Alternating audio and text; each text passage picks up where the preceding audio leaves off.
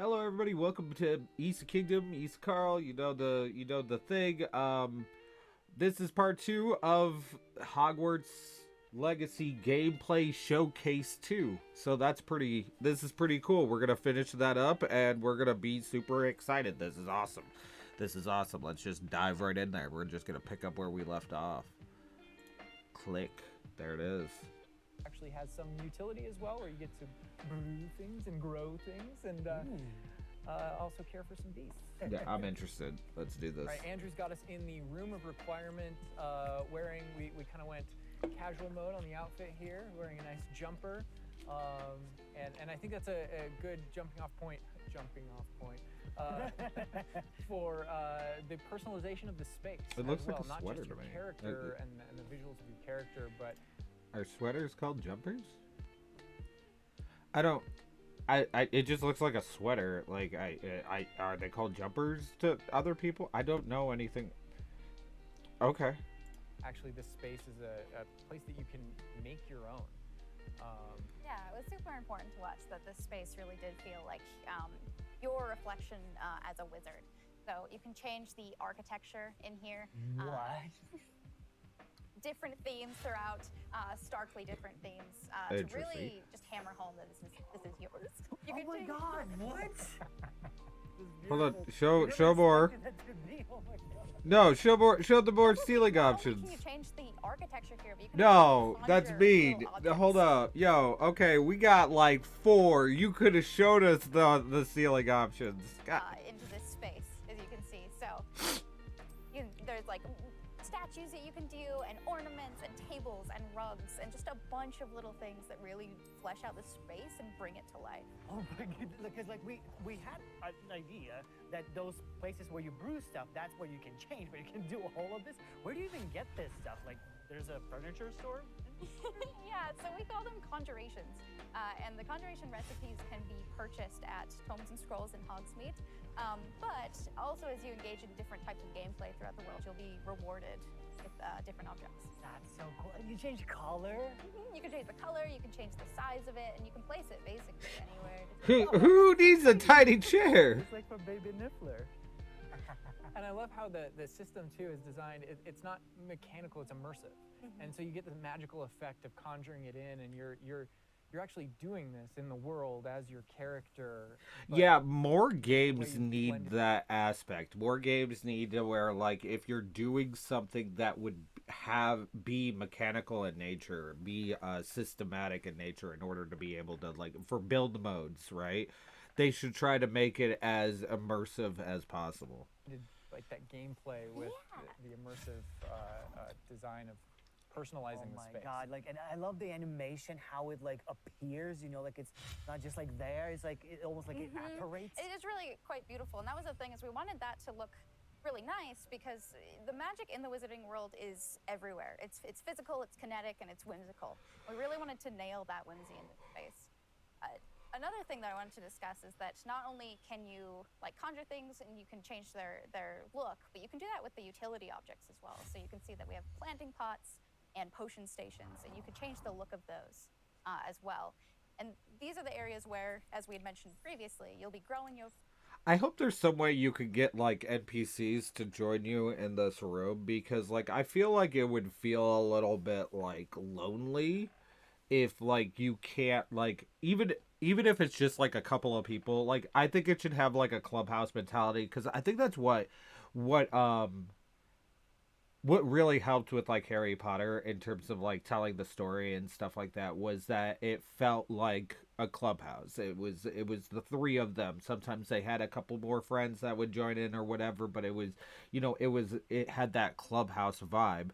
Yeah, I get it. You're essentially by yourself. You're doing your particular journey, but the thing of it is, like, that's not 100% of what we want. I mean, like, if we could, in a perfect world, we want to go on that Hogwarts journey with our friends. We want to go to school together. Like, that's the whole point of a school, is the massive amount of people that are just involved. And if you could really do that with your friends, that's what's really cool. And I think it should have that vibe here in the room. plants, you'll be brewing your potions. Right.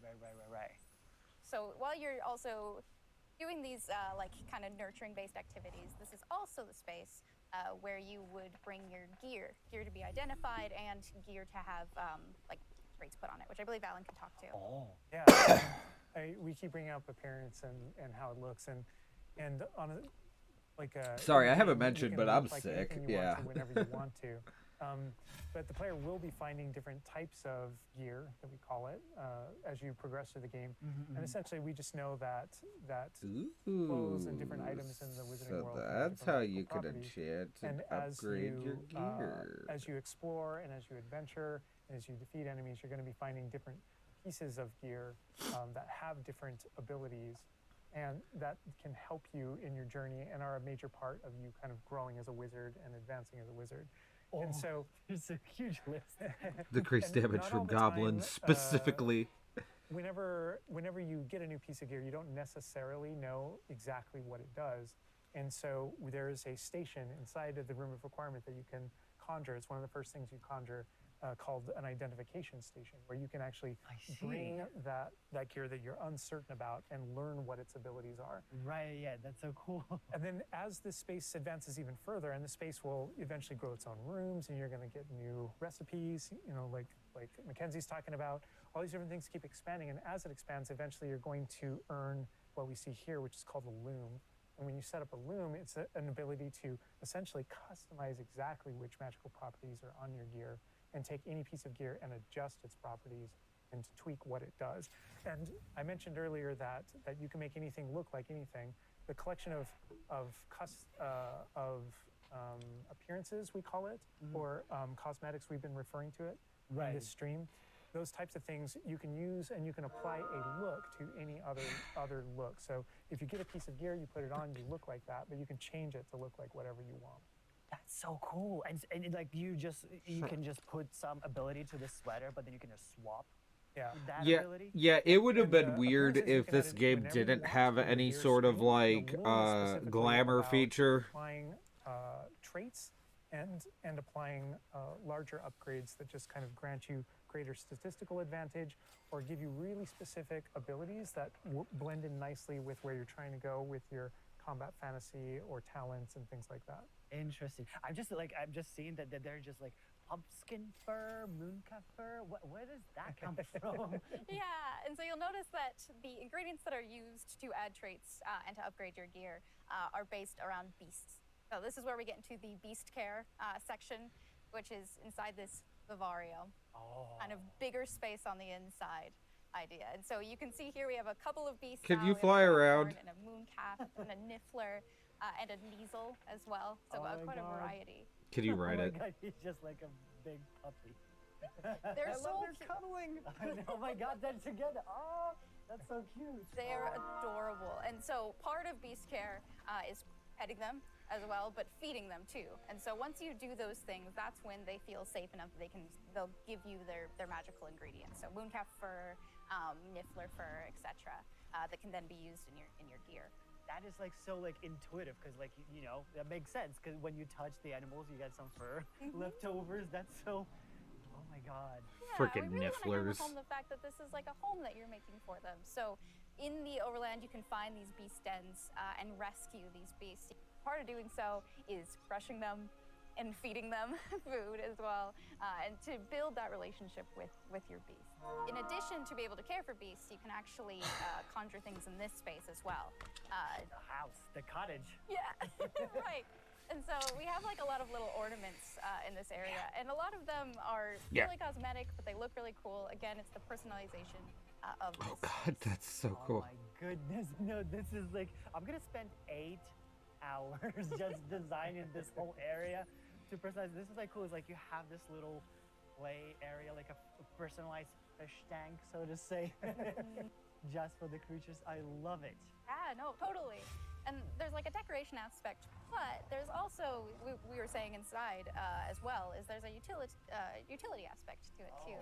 So as you progress in the game and you're able to purchase more conjurations, you're able to speed up your process. So one of them, for example, is the food processor, which it allows for the beasts in the space to automatically get feed, so you don't have to do it manually. And so you're really building the progression for yourself here. In addition, there's also a toy box where where you can play with your beasts. You'll see here, yeah. So you can, there's a bunch of toys in it, and each beast has their own favorite toy. So as you can imagine, the moon calf really likes the moon ball, or the Neasel, as like a little cat, really likes to chase the yarn ball as well. Right. And they're super cute. Oh my God. Watching them, it's so cute.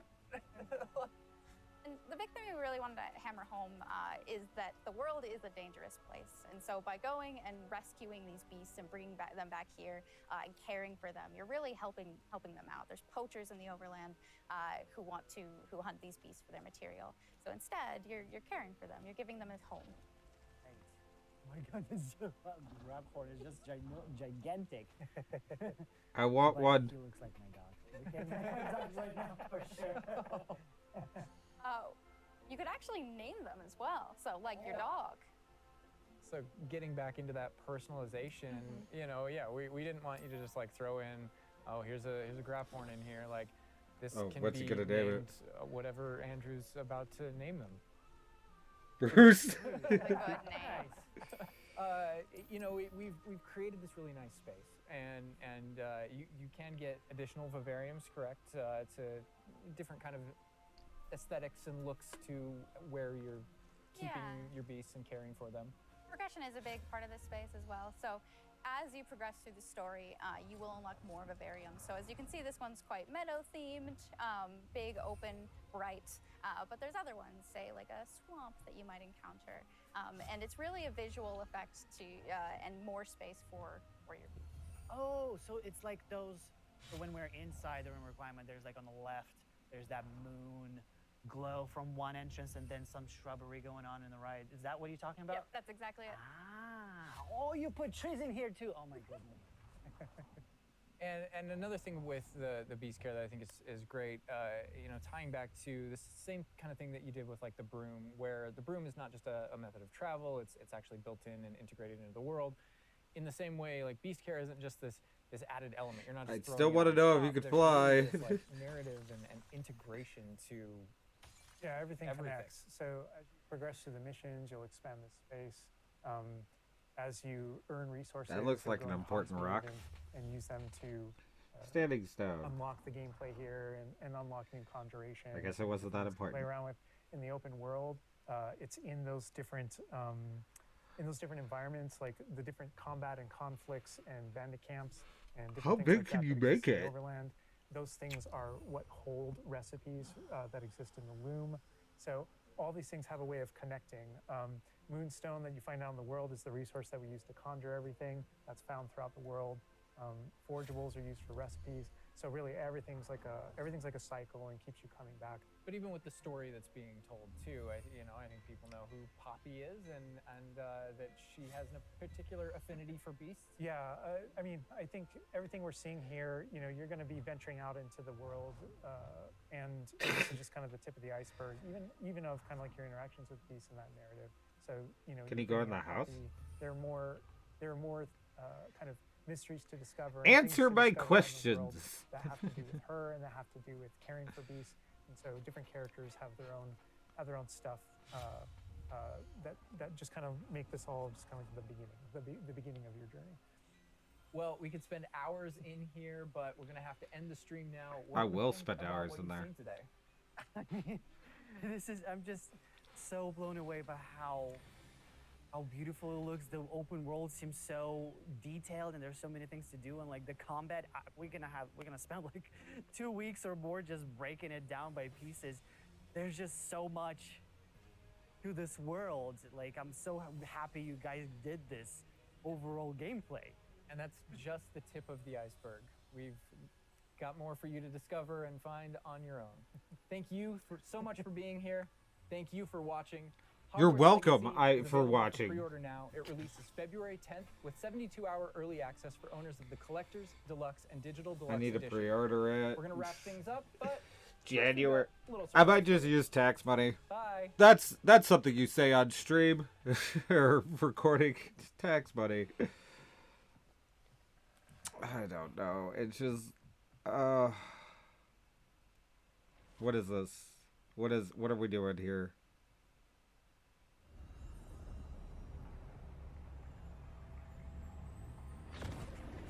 Oh! That's normal. Why are we able to go into books?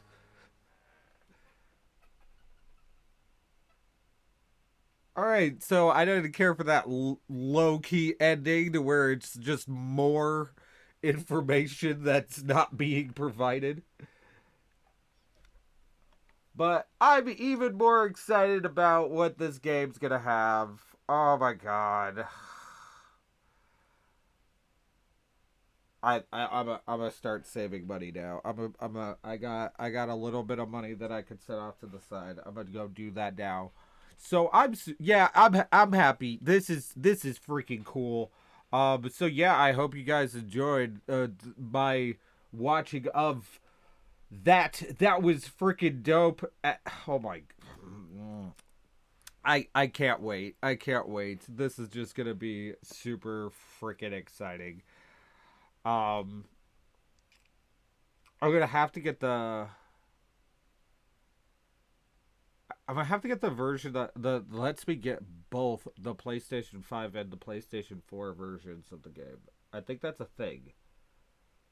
Because then I could set it up on my other system and my girlfriend can play too. And that's what's important. That this is so cool. This is so cool. So I will. Oh, actually, hold on. Let's look at some of these comments real quick. Don't rush, don't crunch, and don't release the game unless you are absolutely certain it is ready. This has the potential to be absolutely amazing. Take all the time you need for it. This is such an accurate comment because of the fact that so many people demand games. This could unfortunately end up being like Cyberpunk, to where if they try to deliver it before it is ready, it will not turn out well. And yeah, that could be a whole can of worms. That being said, this is showing more potential than Cyberpunk did. So I do think we'll be alright in that aspect. Looks like a really good and immersive.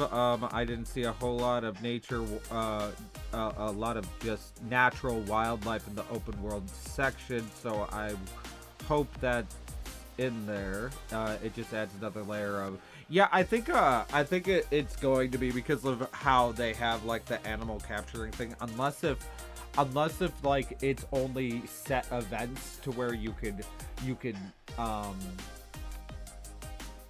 acquire animals, like they have to be attacked and then you could go ahead and save it or whatever. That could be the case. Yeah, they might have also needed to dial down on the wildlife aspect because of how big they made everything, and they wanted to deliver more on other aspects of it. They actually, if I remember correctly, they actually released more,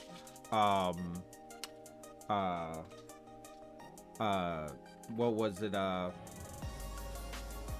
yeah, they released these, like, what are they, like, fireplace ambient videos. They released ASMR ambient videos, that's what they did. I might check those out on, like, my own time, because I don't think